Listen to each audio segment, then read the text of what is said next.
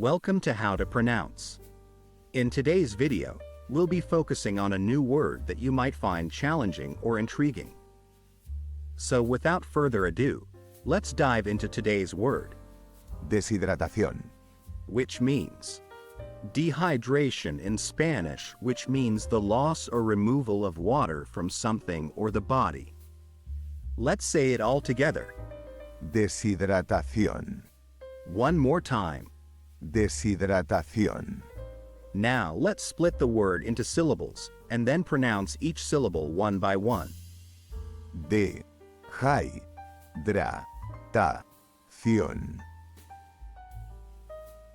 Thank you for joining us on this adventure in pronunciation. Remember, language is a journey, not a destination. Keep exploring, experimenting, and expanding your linguistic horizons. We'll see you next time.